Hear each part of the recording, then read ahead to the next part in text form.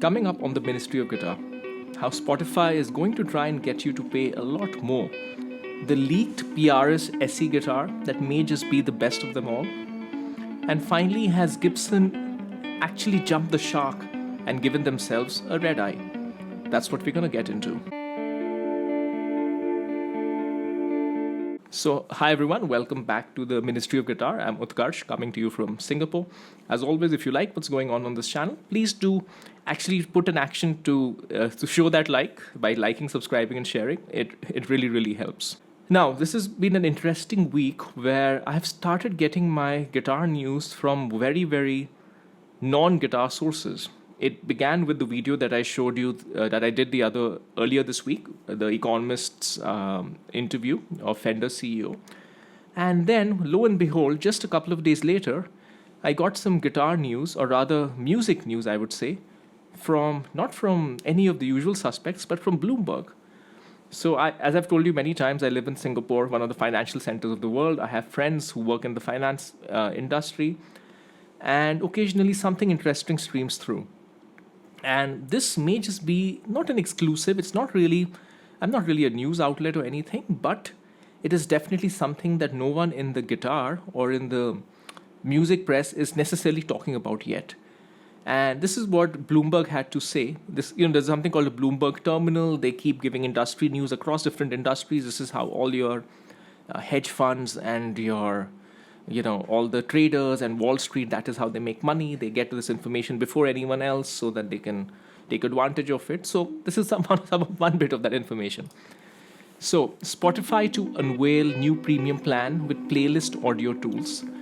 Spotify will introduce a new higher price premium plan for its most ardent users later this year, according to a person familiar with the plan.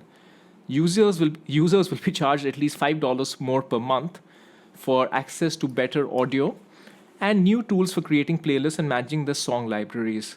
They will position it as an add-on. I'm not going to read anymore because it's going to be too long. So they will position this as an add-on.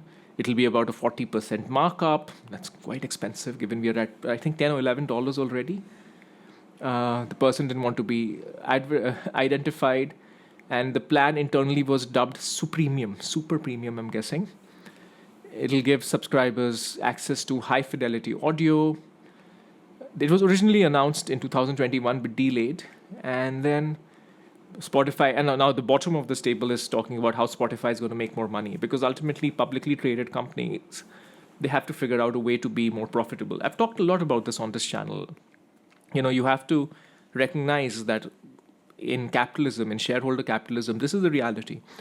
So Spotify is under a lot of pressure to be more profitable, so they did do something. They raised prices by $1 in the US in July. And this thing will be like 40% on top. If you do this, you'll get hundreds of millions of dollars, blah, blah, blah. Okay, so we've seen this. Let me give you my perspective. I'm going to give it to you from two places. One is, of course, my past experience. A lot of you know this already. Quickly pop up over here. And the second thing is I am familiar with Spotify, of course, as a company, but also in terms of knowing people who have worked for Spotify and do work for Spotify. So, and I can kind of triangulate all of this information. So the first thing is true. The first thing that is true is this. Spotify in the past was all about growing users. It was continuously trying to grow a lot of users because that's how startups start. They have to grow an audience. Now they are very definitely in the stage of we need to start making money. We've got billions of people streaming. I talked about this in the Fender Mooney episode, Andy Mooney episode. So now you need to get them to pay, and you need to get them to pay more. This is how business works. You have to get people to start paying more so that you can grow your revenue. You may or may not like it, but this is just how it works. Now, is their plan to get people to pay more? Is that a good plan? That's what I'm going to comment on. And here, of course, I'm also a music lover and a guitarist, so I'll have some opinions beyond just being a business person. Business often works best when people are paying more because they're genuinely getting value from it, and there's nothing wrong with that. So are they actually going to add value by hi-fi audio and playlist tools and all of this? In a word, my opinion is no, I don't think so. As far as hi-fi audio is concerned, we've talked a lot about tone wood in this channel and in the guitar YouTube space in general. But tone wood is nothing compared to the intricacies and the small differences and the bigotry of small differences that I keep talking about when it comes to hi-fi audio. Even people like me or my friends who play in bands, who are really into music, who can identify every instrument, who can tell you what's going on, we struggle when we listen to the difference between a normal speaker and a hi-fi speaker. This is not to say that people who notice those differences don't notice them. I talked about this in the neuroscience behind it in the Why Guitarists Are Fooled by Tone Wood episode. When you train your brain in a certain way, it'll predict a certain thing, and it'll create that imagined reality for you. This is just the way the brain works. So I have no doubt that the audiophiles really hear the difference. But to get to a place of that audiophile, first you need to really listen for those differences for years and years, be really involved in it.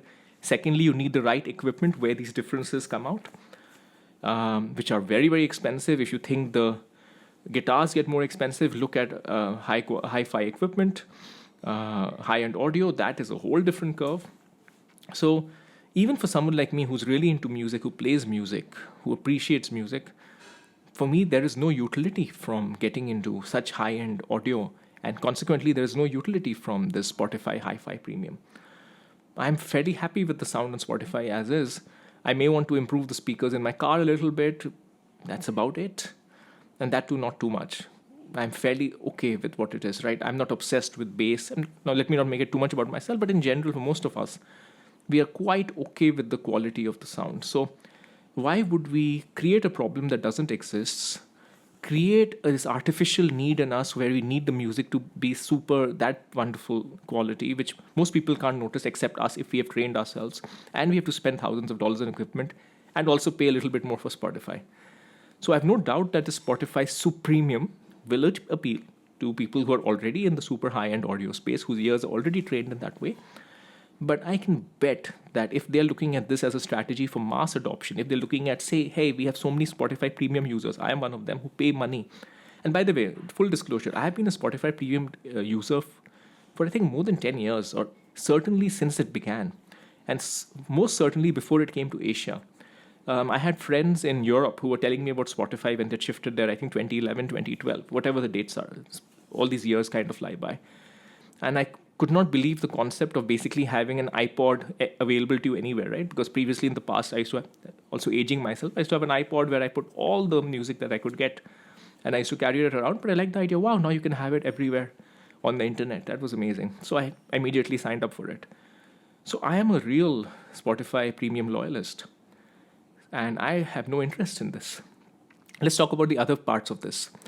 The playlist features and what was the other thing that this said? Managing the song libraries. I don't need help managing my song library. I'm quite okay. What new tools for creating playlists? I lack imagination, but I can create playlists fine on my own, right? And again, now I'm going to get into things that I don't want to reveal the source of, but I do have a little bit more knowledge than what is revealed here. There is a philosophy that I understand in Spotify that they are taking away, that you want to make the music even more experiential. Not that music isn't experiential enough anyway. And they want to potentially combine visualizations with music. Does that sound familiar? Somebody remember Winamp or something from 10, 15 years ago from my university days? Now, I used to enjoy doing different visualizations that you could do on Windows Media Player and Winamp, but am I going to pay 40% more for that purpose? I don't think so. And I don't think that people younger than me either, even if people may believe that I generation or Gen Z, born in the 2000s or whatever, they will pay for experience. I don't think so. So net, my assessment on this as a business person is I do not think this is a solid plan. I don't think I need to see more details, but I do not think it's great yet. I'll just have a look at it. My assessment on this as simply a Spotify user, a music lover, a instrumentalist doesn't really interest me. I'm not going to pay more. All right, let's move to the next thing. PRS has accidentally leaked a new SE model. And even more surprisingly, this is the SE version of the guitar I was talking about literally 3 days ago, and this is just an unplanned coincidence. It was not something I intended. We are talking about the PRS NF3. You can check out my video over here. Essentially, what I'm saying is this is one of the best guitars that you can get. No one talks about it because it's kind of one of those forgotten models. No one's promoting it. But I can guarantee you talk to anyone who's owned an NF3 for any extended period of time, most people will tell you that that guitar is as good as it gets, regardless of price point. It doesn't sound exactly like anything else, but it can sound like most things, and ultimately is just an amazing instrument. Not to turn this video, talking about the NF3 was in my previous video. The leaked PRS NF3, the SE NF3. So here I have a photo here. Unfortunately, before I could make this video, it was actually leaked with the full specs because it was a reverb listing, and that thing has disappeared. I should have taken a screenshot right then and there. I didn't, but luckily we have the power of memory. So there were 2 or 3 things that I noted in that PRS SE. So first, let's talk about what a PRS NF3 is. The NF3 is essentially a Strat-like guitar. When I say it's a Strat-like guitar, it has a Strat-like body. It has a bolt-on neck. It has a maple neck, but it has a maple neck. It can have a maple fretboard or a rosewood fretboard. It has a pick guard. It's very similar to a Strat, and it has 3 pickups. But these pickups are not single coils. They are narrow field humbuckers. These narrow field humbuckers are thinner versions of regular humbuckers, but they're very different. They don't sound like humbuckers. They don't sound like single coils. This is literally the cliche of sounding like in between. And I know some of you are going to say P90. They sound nothing like P90s. They're just, when you think of a humbucker, that I wish it could just be a little bit clearer. Think of single coil, I wish it could just be a little bit fatter. When you think of that world, that's the narrow field, in my opinion, from my experience. So now this is the original NF3. It had a Corina body, which was one of the things that made it special. And it had what else could I say? Regular PRS tremolo, the most amazing feeling neck. Most amazing feeling neck finish. That's kind of one of the things that made it a cohesive whole. Now the NF3 SE, and we'll talk more about this when it's officially launched. There are 2 differences that leave me less than fully enthused. One is okay, one is less okay. The main difference that I am not fully okay with, but maybe it's just me being an expensive guitar snob, is that the body is going to be made of poplar, similar to the SE Silver Sky. And I bet the body, and I'm going to look at it again, is probably the same as the SE Silver Sky. I'm pretty sure it is. It has a normal PRS headstock, but the body is the SE Silver Sky. Whereas the NF3 and the Silver Sky, because the NF3 predates the Silver Sky by many, many years, they're slightly different bodies. The Silver Sky actually is a slightly modified NF3 body, if that makes sense. So this is things coming around full circle. Where you had the NF3, the original Stratish, not the original Stratish, you have EG3, multiple PRS guitars earlier. Not going to get into this, whole different video. But one of the earlier attempts of PRS to make a Strat-like guitar, that guitar's body shape ultimately morphs into the Silver Sky, and the Silver Sky is much more authentic Fender with actual single coils, not mini humbuckers. And then the Silver Sky makes SE Silver Sky, and then they use the same body for the NF3 SE. So that's funny. So that's one thing. What else? So it has probably a flatter body than the core. That's the second difference. I think the SE Silver Sky has a flatter body than the core. That honestly makes no difference. The flatter body is really perfectly okay.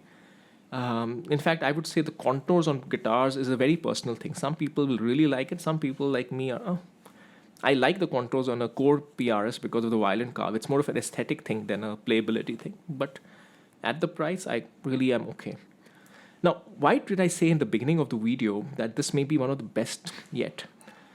For this, I want you guys, best SEs yet. For this, I want you folks to, for a moment, just get rid of, and I also have the same problem, of the number 1 disease plaguing guitarists.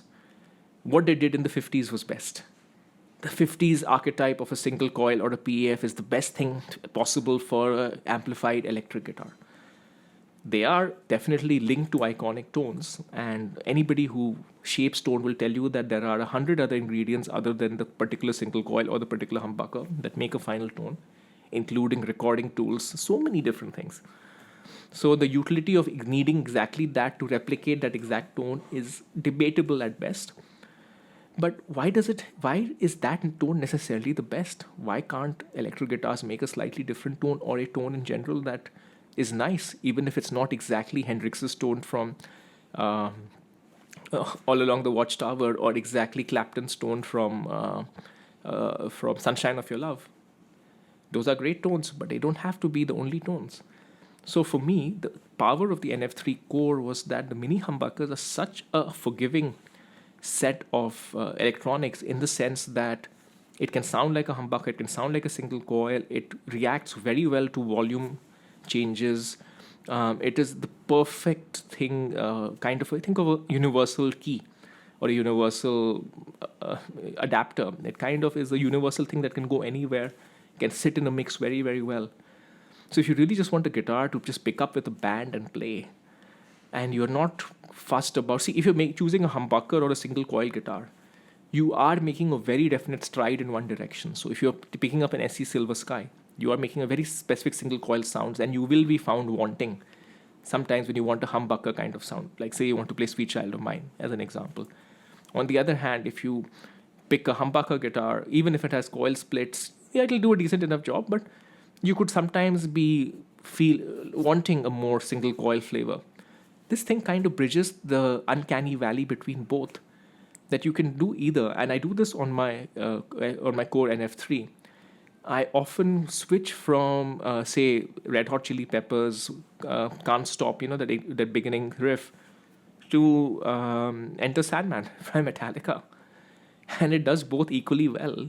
You could say it doesn't do either as exactly as the original thing, but it does it pretty damn well, to the extent that you will not miss anything else, because just the way the guitar responds. So I really think this could be, if I'm really recommending somebody to get, if somebody's coming to me and asking what's a good I have a guitar, I'm a beginner guitarist, I would recommend this as a first guitar, because I think $800 or whatever this was cost is too expensive for a first guitar, probably. When you don't play guitar at all, you don't know if you're going to keep playing. Statistics are against you. They say that 1 in 10 of you will not do it. But if you know that you're playing guitar and you want to get a first decent guitar, I could strongly see myself recommending this to people, because this will help people cover everything. They don't need to buy multiple guitars. They can just buy this one thing and be done with it. Okay, finally, Gibson. How can I forget talking about Gibson? And I'm going to talk about the Red Eye.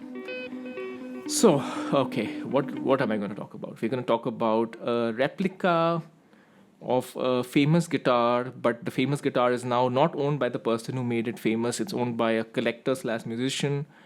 So we are going to replicate this collector's famous guitar and charge $22,000 for it.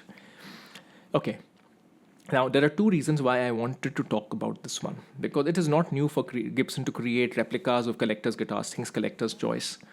It is not new for Gibson to create a replica of a famous burst which has passed through ownerships. Think the Greenie, the number of Greenies that they've done. But I have a feeling that Gibson has potentially jumped the shark with this one. And the reason I say this is I'm going to compare this to the Greenie. When you look at the Greenie's lineage, look at the original owner. I think you have pretty much equal level of lineage. You've got you've got Peter Green on one side, and you've got Ed King. But then, of course, Greenie then becomes even more iconic because it goes to Gary Moore. The Red Eye stays with Ed King. So there's that. So Greenie becomes a little bit more magical. It gets broken. Of course, Red Eye gets stolen. So you've got a little bit going on there. But Greenie is definitely much more iconic than Red Eye, I would say, in my assessment. And then the owner of Greenie now, Kirk Hammett, he's a global icon. Like Metallica or not, I've talked about this in other videos. Metallica is one of the most influential bands, especially outside of the US. They're massive in India. They're massive in Asia. Kirk Hammett is an icon by himself. He does not need Greenie or whatever. That is the level of. So when you think about a Greenie guitar, that is the level of specialness that's going on with three iconic guitarists, right? And even the current owner is an iconic guitarist. So then I can kind of understand why Gibson is really stretching out, making all the replicas at different price points. With Red Eye, Of course, Ed King is iconic. Of course, I would argue that his other guitars are more iconic. I mean, think of the guitar that played Sweet Home Alabama. I mean, it's a Strats kind of a song. I think that is iconic because every jam band out there plays Sweet Home Alabama. But Ed King and the Les Paul, very highly up there. But then Jason Isbell, maybe it's my non-American bias talking, but I think that this is a very, very American thing to know about him. I had never heard of him till he acquired Ed King's guitar, frankly. So I don't think that he, as amazing a musician and Grammy Award winner and everything that he is, I did some reading up, obviously. I don't think that he lends a legendary status the way Kirk Hammett did to Greenie. And the reason that Greenie became so popular is that it's just, you may not agree or disagree with people paying so much homage to legends and paying so much money for it, but the legend of that guitar could not be denied, or the legend of the provenance of its ownership would not be denied. Here you have a burst with a famous previous owner, a very amazing previous owner. The current owner is a musician, but a collector, not anything comparable to what you have with Greenie. So, yet you're trying to replicate the Greenie business model with this guitar to an extent. And you're charging $22,000 for replicating it. I don't think this guitar is that culturally relevant for you to apply the legend business model. I have nothing against the guitar. I have nothing against Jason Isbell, but it's a different model. And to be honest, I had a lot to say about this business model. I'm not saying this business model of trying to completely prostitute rock and roll and try to eke every dollar out of the legend of rock and roll is a good business model. I don't agree with it. But if I was to apply a very hard-nosed business sense to it, I would say that it has made money for Gibson. I may not like it as a fan, but maybe as a business strategy person, I could say, okay, this makes sense. But it's not going to work out with this particular guitar. That's my sense. And so I don't think it was the right move for Gibson. I think they have overestimated potentially the success that they got with Greenie. And they're thinking it can reapply to a lot of other iconic bursts. But the reality is that the Greenie legend is in a place of its own. The other bursts are legendary, but I don't think you can do the same thing. Okay, so this was my Ask Me Anything for this week. Do let me know if you have any questions. As always, leave them in the comments, and I'll see you next time.